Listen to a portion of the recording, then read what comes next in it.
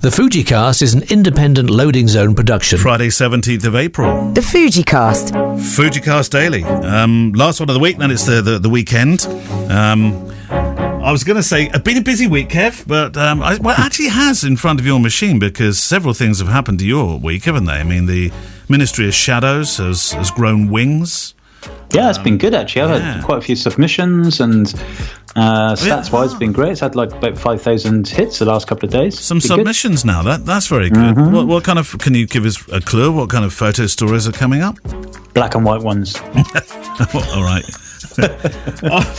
Welcome to the FujiCast Daily, a show about photography, a show which does include Fujifilm stuff and questions about Fuji, yes, but also during this time of lockdown in most parts of the world. It's the stay-at-home show where we get to spend time together talking about pictures and hearing what and where you're shooting, which has nothing to do with brand and has everything to do with you loving pictures. Friday, which means it's the Friday show bar nuts quiz. We'll also have the last one of the week with regard to Kev's photo challenge. They've been so well received this week. Have you seen the hundreds of if you look at across a week, there's been like hundreds of entries into that.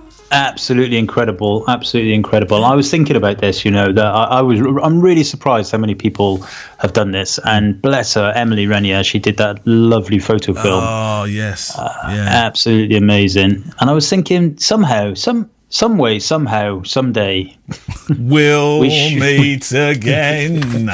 We should do something with all this stuff. I don't know whether we just make a gallery online, or maybe we'll get a photo book printed and not for profit, but maybe to help the NHS or something. I don't know, whatever. But it'd be sad to see them just languish in the annals of a Facebook page. The annals, not the anals. Oh, is it annals? Yeah, be careful what you wish for. Don't be rude. You say tomato, I say tomato. Yes, yeah, but in that case, it's a very different thing. Talking to the NHS, the money that Captain Tom has now. The last time we talked about it, I think you said to me he's made a million, and I was stunned. But now he's at 12. 13. It's just gone up. I saw it just now. 13 million. Word. He'll be making more money from the NHS than they get from the government. Yes, he will be.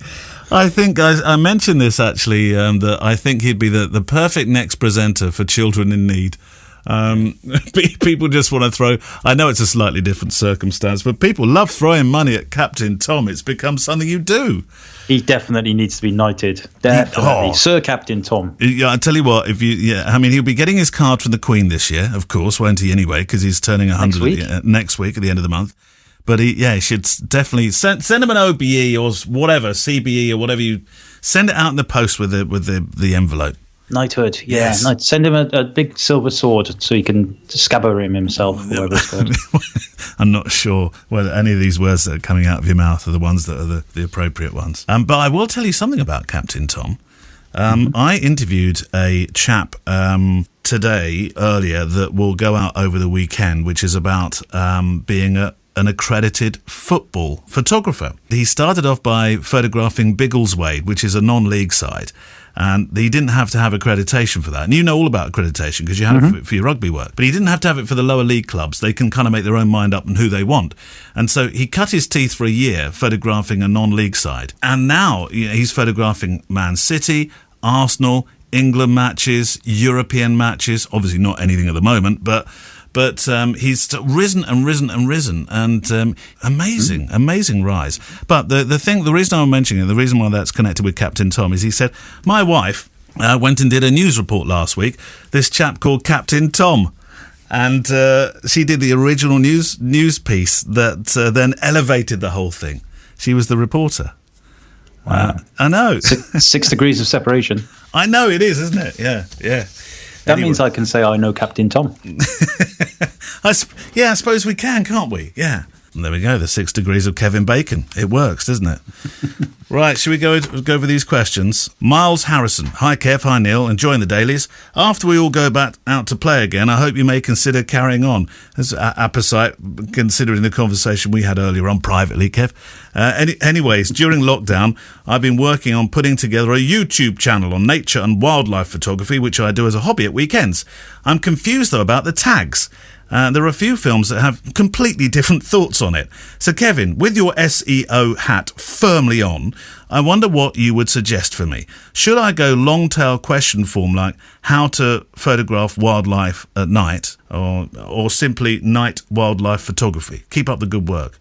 Are those, you know what I mean by the tag bits in YouTube? Well, of course you do. Well, he's on about the title there, surely. No, he's talking about the tags, because you can put tags in, can't you? Yeah, well, the tags in YouTube are pretty much ignored these days because people overuse them, just like the old meta tags in SEO. Oh, is that right? It's still worth putting some stuff in there.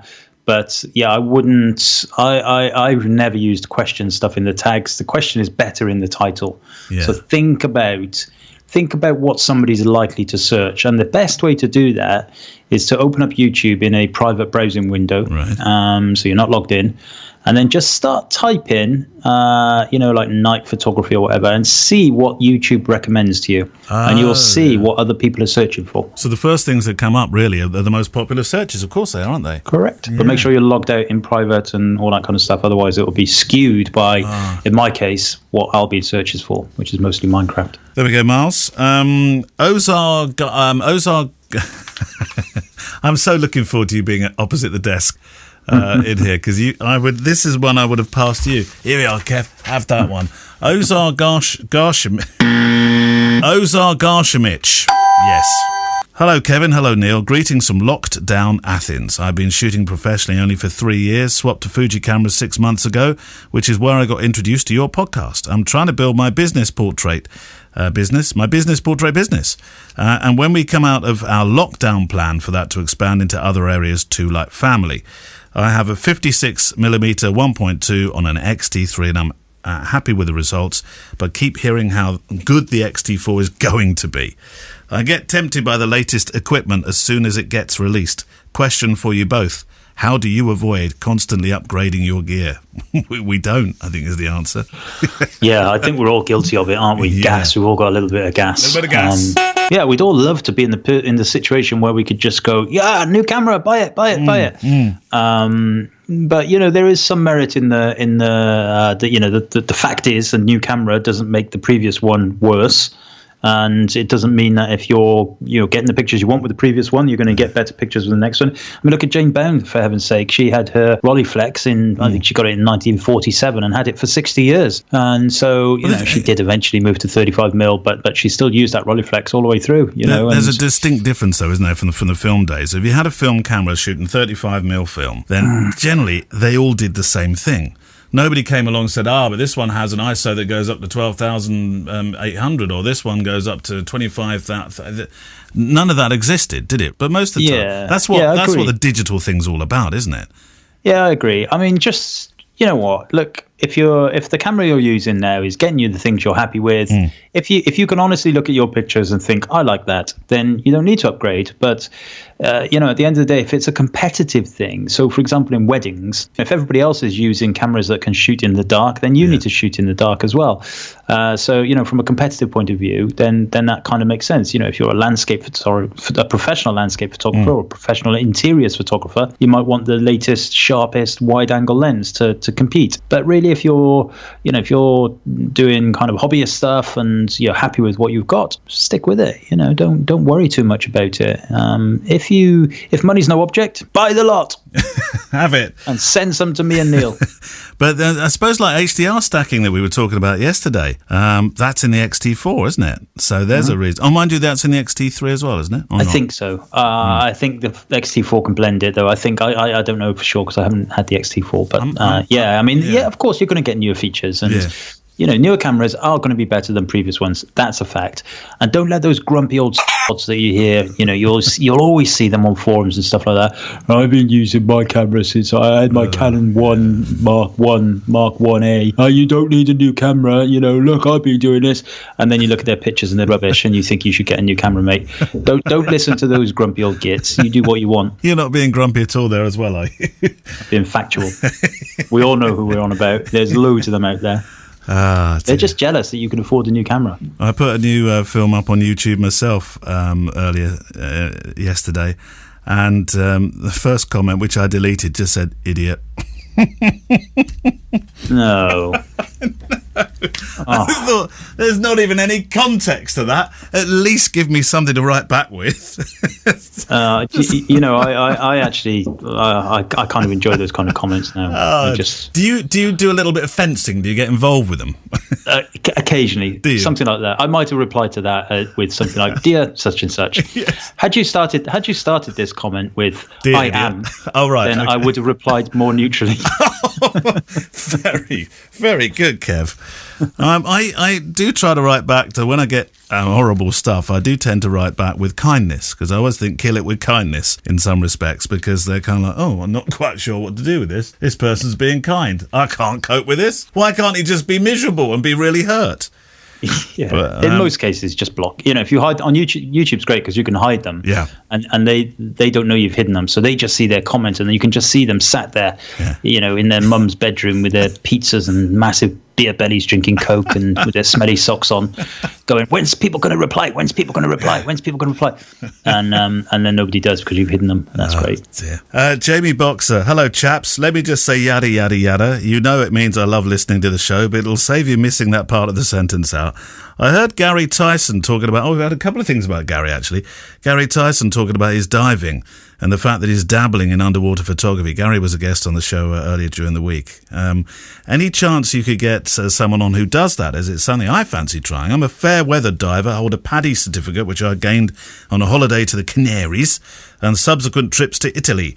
I'm not wanting to do anything in open water. I'm hoping to start up underwater portraiture and swimming pools. Whoa, that's a good left turn of the traffic lights there. That would be a lot of fun, Kev, wouldn't it? Do you think? It would, yeah. Yeah.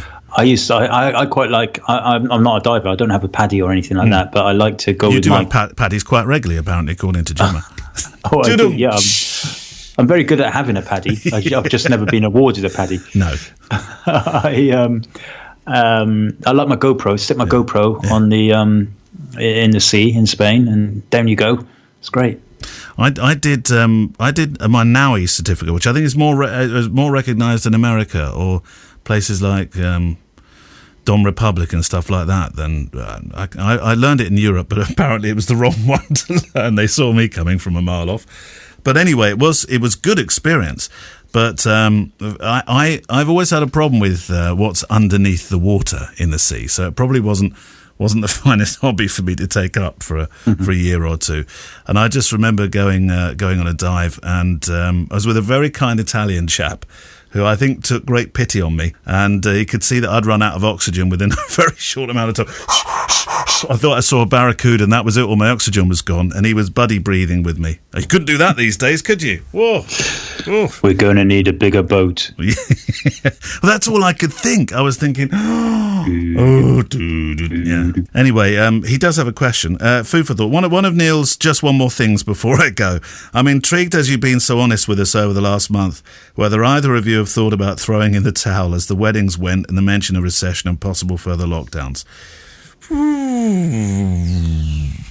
Did you? Yeah. Yeah. But that was in absolute all seriousness. Very, very early days, though, wasn't it? I think you've changed now a bit, haven't you? Well, I've relaxed a little bit, of course, but I'm still keeping one eye on the thing because, they're talking now in the UK of doing social distancing for potentially 18 months. And that's going to have a huge impact on weddings and, on sport, football games, rugby games. If that's the case, then it's going to have a massive impact. Well, I can't see the economy in all those ways just stopping, because that would be everything, Kev. That would be restaurants. Yeah. Well, I mean, social distancing, you can... So EasyJet today have said that all flights from now on, they're not going to sell the middle seat. Restaurants, you could have 2 people per table rather than 4. You can... There's ways of... Ultimately, you could say the same for weddings then, Kev, couldn't you? Just don't get so close to each other, socially distant. Pubs, they'll have to learn to do it in pubs, for example. Yeah, I mean, it will be tricky. If this is what happens, of course, we have to listen to the science ultimately. Yeah. And, who knows, it might all just go away tomorrow. Somewhere over there. I'm an optimist, though. Did you see the work going in Wales? This is the land of your fathers, leading the way with a plasma treatment, Kev. Did you read that? It's on the BBC site. Blood, and apparently the hospital, I think it's in Cardiff, isn't it? It's a university hospital, are absolute world leaders in this, and they're in Wales. Blood is extracted from people who've recovered from COVID-19, and the plasma is given to patients. And it's hoped that the antibodies in the plasma of the blood could help others struggling to fight the infection. They've used it, I think, reasonably successly with things like treating Ebola. So... Yeah, I know University Cardiff Wales Hospital, or University Wales Hospital in Cardiff is a world kind of specialist blood hospital. So that kind of makes sense. Yeah, well, I'd be very proud of that if I was you, Kev. Should we do the quiz first, or should we do the... Yeah. So let's do the quiz. There's no theme tune for this. There's just 5 questions. And on Monday we'll have the answers for these. I think you'll know some of these, Kev. You don't have to answer. But here we go. Number 1. These are quotes, so you just need to store these up and come back with the quotes on Monday for me, okay? With who made the quote, rather. Photography, for me, is not looking, it's feeling. If you can't feel what you're looking for, then you're never going to get others to feel anything when they look at your pictures. That's Don McCullum. Do you think so? I'm not going to answer yes or no, by the way. I'm just going to... It better be him, because I've had that quote on the front page of all my workshops for about 10 years, and I've quoted it as him. I know. If it's not, that's that. Taking pictures, I like this. I don't think you're going to get it, because it's a bit obscure, but I have seen this one before. Taking pictures is like tiptoeing in the kitchen late at night and stealing Oreo cookies. I really think that's a tricky one. It's a female photographer. No. That narrows it down. Well, I tell you what, I don't know, but you said Oreo cookies, so I'm going to go American. Good. The way you said cookies. Oreo cookies. Detective work. I like it. Yeah. Female. Yeah. It won't be the ones we had last week. No, it won't be. So... It's going to be somebody who's relatively famous. Yeah. Oh, yeah, definitely. These are all famous people. I wouldn't go obscure on you. I'm gonna pluck out of the dark and say pluck away. Diane Arbus. You're going to say Diane Arbus. Based entirely on the fact she said cookies, and so she must be American and a woman. All right. And I can't think of many others. Very dry wit, this chap. To me, photography is an art of observation. It's about finding something interesting in an ordinary place. I found it has little to do with the things you see and everything to do with the way you see them. And he would say it he'd be very methodical in his approach. He'd say it slowly. I'm fairly sure that's Elliot Erwitt. Yeah? I'm fairly sure. Okay. Or maybe Martin Parr. I need somebody to cough now at the right time, like on the quiz program. Oh, no, not these days, you don't. Have you seen that? It's really good. That was where Major Thingybob, what's his name? Major something or other, yeah. Charles Ingram. Yeah, Charles Cheaty Cheat Cheat. Yeah. Although, did he? I don't know if he did. Anyway, I'm going to go with... You're going to go with Elliot Erwitt? Yeah. I don't know whether I want to go with Martin Parr or Elliot Erwitt. I'm going to go with Elliot Erwitt. Okay. Elliot Erwitt. Next one. There are always 2 people in every picture, the photographer and the viewer. Now, I'm going to give you a clue here. You've been doing an awful lot of this work during the week in establishing yourself a ministry of shadows. So there's a lovely clue for you. Okay. Well, in that case, just because it's the god of black and white, I'll go Ansel Adams. Okay. But again, I'm only basing that on the hint you gave me. Okay. I love... this is great. Okay. I love the people I photograph. I mean, they're my friends. I've never met most of them, or I don't know them at all. Yet through my images, I live with them. Now, I think I heard this. I heard something similar on that documentary I watched last week with David Bailey, I think. You think that's Bailey? I'm going to go with him. You're going to go with David Bailey? All right. Yeah. Okay.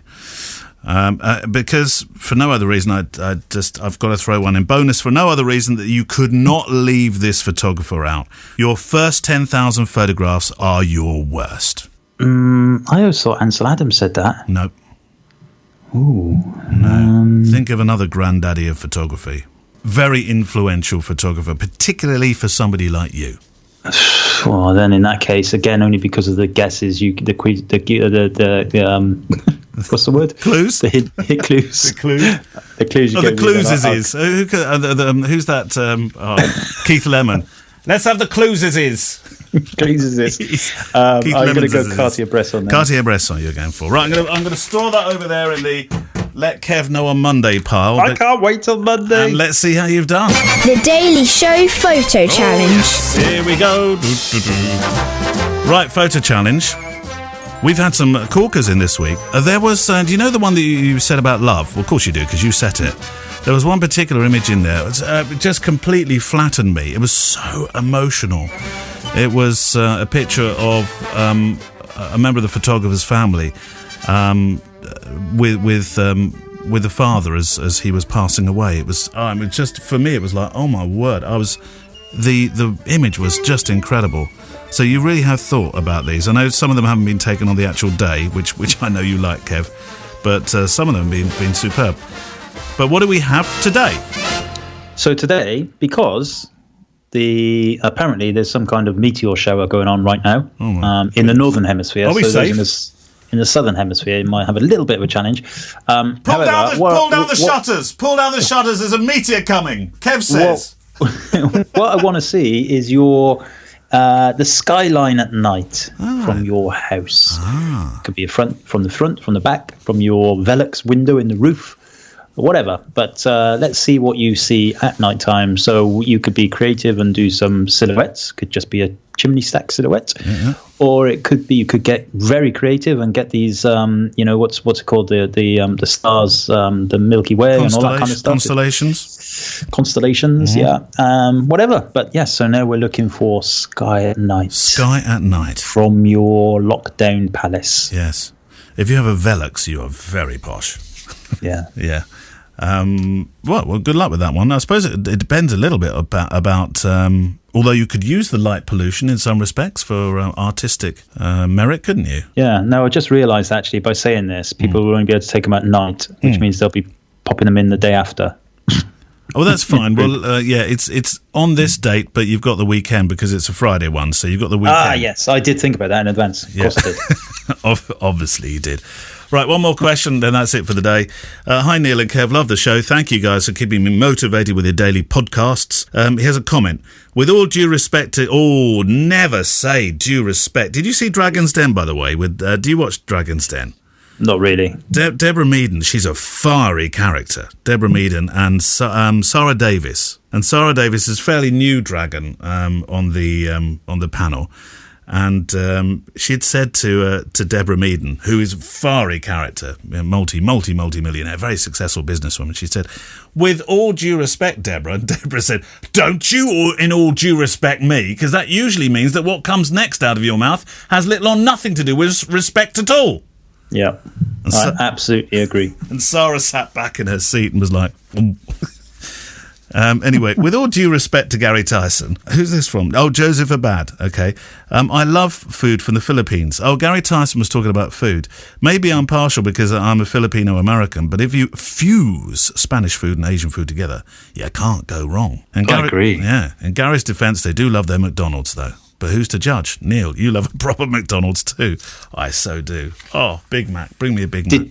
Did you see the picture of my vegan burger I made last night? Oh, that was amazing, by the way. That looked really good. It looked almost nice enough to eat. It was absolutely lovely. Did everybody have the vegan burger last night? Yeah, well, yes. Well, they were all given it. Yeah. Oh, right. Let's just say. They all had it on their plate. Did they all eat it? Albie didn't. Albie was a little bit concerned, so he dismissed it and then had crackers and cheese instead.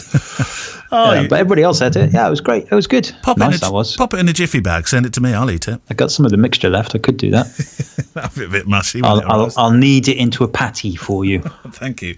He's got a two-part question. The current state of affairs may see photographers retool their game plans to future-proof their businesses, to taking up different styles of photography, to perhaps producing new types of content media to promote themselves. Assuming an aspiring photographer would like to stockpile on knowledge before wholeheartedly committing to photography full-time, A, what skills do you both predict will soon become necessary? Auxiliary skills for running a new photography business like audio, video, web design, graphic design, SEO.